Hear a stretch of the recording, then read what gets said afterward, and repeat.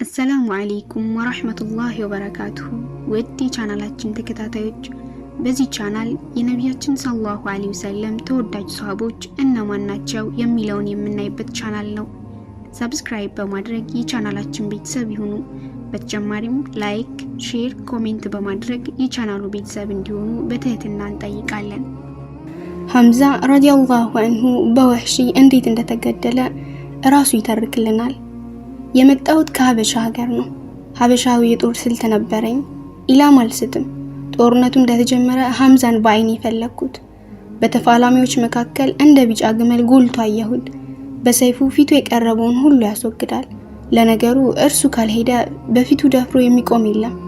በአላህ ስም እላለሁ እኔ እርሱም በጦር ለመውጋት ከተዘጋጀሁትና በቅርብ ርቀት ሆኜ በዛፍ ተጠልዬ ባለሁበት ወቅት ሲባ ኢብኑ አብዱል ዑዛዝ በመሃላችን ገባ። ሐምዛም ተመለከተው፣ እንዲህ ሲል ጮኸ፣ አንተ ምናምንቴ ልጅ ወደኔ ቀረብክ? አንድ ጊዜ ብቻ ሰነዘረ። ሐምዛ አልሳተም፣ ጭንቅላቱን ፈነከተው። በዚህ ጊዜ መሳሪያዬን አስተካከልኩና ወረወርኩት። እምብርቱ ስር ገባ። በእግሮቹ መካከል ሰርስራ ወጣች። ሐምዛ በጣር ወደኔ ተራመደ፣ ግን አልቻለም፣ ተሸነፈ። በዚሁ ነፍሱ ከስጋው ተለየች። ቀርቤ ተመለከትኩት።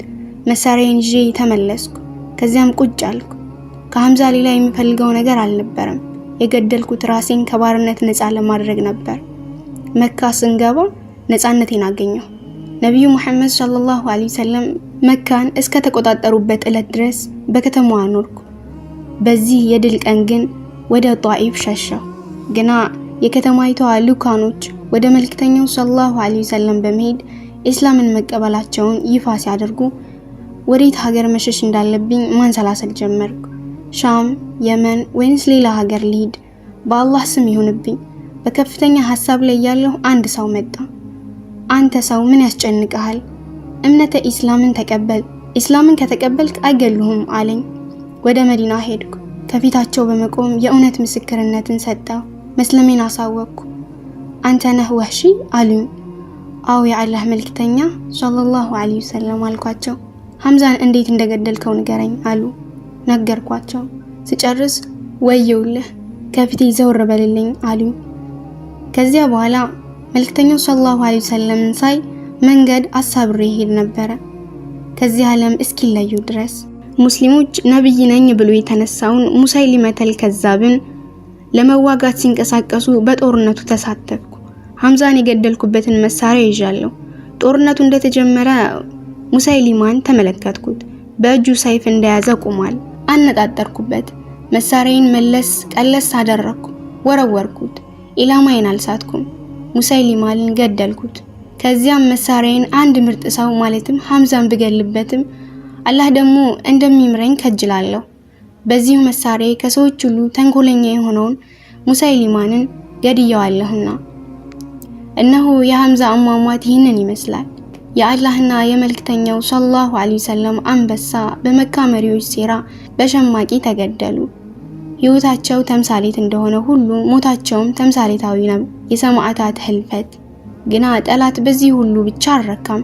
ነብዩ መሐመድንና ሰለላሁ ዐለይሂ ወሰለም ሐምዛን ለመግደል የተነሱ ቁረይሾች በሐምዛ ሞት ብቻ አልበቃቸውም። ሂንድ በሐምዛ ላይ ያላት ጥላቻ ለማሳየት ጉበቱን አኘከችው። ልትውጠው ግን አልቻለችም። ከአፏ ፈተለከ። ጦርነቱ ተገባደደ። ጣዖታውያን በድር አድራጊነት ጓዛቸውንና ገመላቸውን ይዘው መካ ተመለሱ። የአላህ መልእክተኛና ሰለላሁ ዐለይሂ ወሰለም ጥቂት ጓዶቻቸው በአውደ ውጊያው በመዘዋወር ሰማዕት የሆኑ ወገኖቻቸውን ተመለከቱ። በኡር ሸለቆ ነፍሳቸውን በአላህ አሳልፈው የሰጡን ጀግኖች አንድ በአንድ ጎበኙ።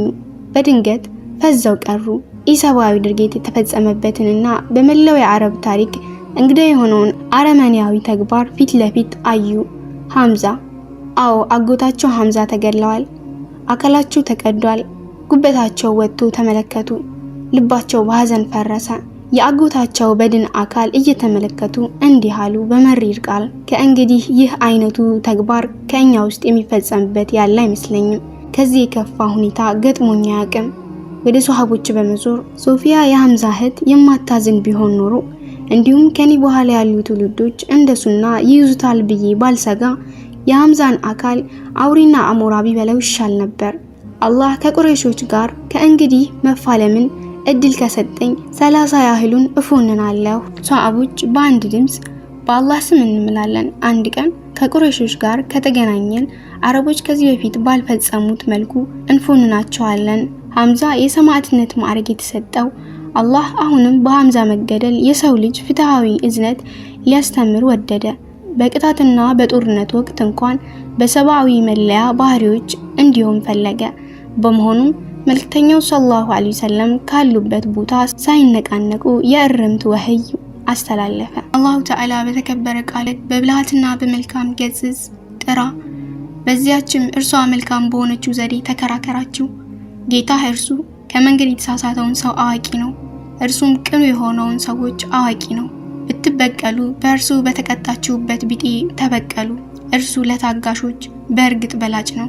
ታገስም መታገስም በአላህ ማስቻል እንጂ አይደለም። በእርሱ ላይ ባያምኑ አትተክዝ፣ በአንተ ላይ ከሚመክሩት ተንኮል በጭንቀት ውስጥ አትሁን።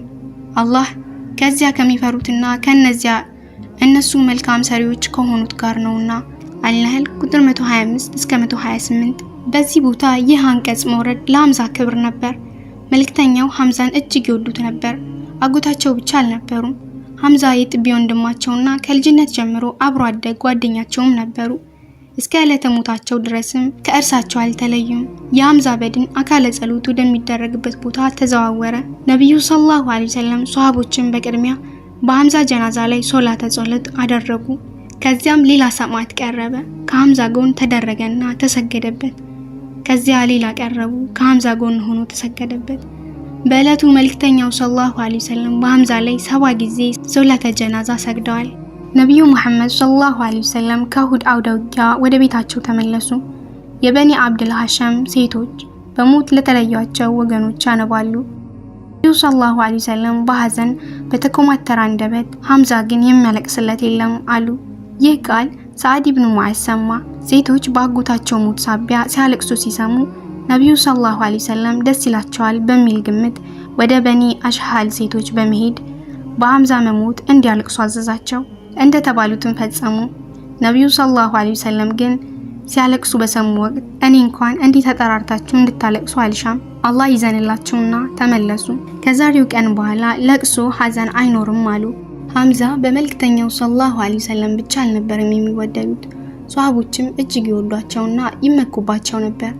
ሰማዕት ሲሆኑ ለእርሳቸው ስንኝ በመቋጠር ማንነታቸውን ሲያወሱ ከነበሩ ሰዎች መካከል ሐሳን ኢብኑ ሳቢትና አብዱላህ ኢብኑ ሩሃም እንዲሁም እህታቸው ሶፊያ ቢንት አብዱል ሙጠሊብ ተጠቃሽ ነበሩ። ታላቁ ነብይ ሰለላሁ ዐለይሂ ወሰለም በኡሁድ ጦርነት ወቅት ሳይገደሉ መቅረታቸው ታላቅ ድል ነበር። በእርግጥ የፊት ጥርሳቸው ተሰብሯል፣ ጭንቅላታቸው ላይ ተመተዋል። ግና ለክፉ የሚያደርስ አልነበረም። መንገድ ላይ ዘማቾች አገኟቸው። የበኒ ነዲር ጎሳ አባል ነች። አባቷ ባሏና ወንድሟ በዚህ ጦርነት መስዋዕት ሆነዋል። ስለ ጦርነቱ ዜና ጠየቀች። አባቷ ባሏና ወንድሟ በዚህ ጦርነት እንደተሰዉ ተነገራት። እሺ የአላህ መልእክተኛ ሰለላሁ ዐለይሂ ወሰለም አለች። እርሳቸው እንኳን አላህ ምስጋና ይገባው ደህና ናቸው፣ ደስ ይበልሽ፣ የታሉ ላያቸው ፈልጋለሁ አለች።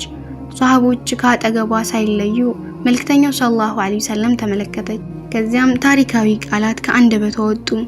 ይህች አባቷን ወንድሟንና ባሏን ያጣች ሴት እንዲህ አለች፣ እርሱ ደህና ከሆኑ ሌላውን መከራ እንችለዋለን፣ ቀላል ነው። ታላቁ ነብይ ሰለላሁ ዐለይሂ ወሰለም በሐምዛ ሞት ልባቸው ተሰብሮ ሳለ ከዚህች እንስት ጀግና የወጡት ቃላት በደስታ ፈገግ አደረጋቸው። ፊዳከ አቢ ወኡሚ ያ ረሱላላህ ሰለላሁ ዐለይሂ ወሰለም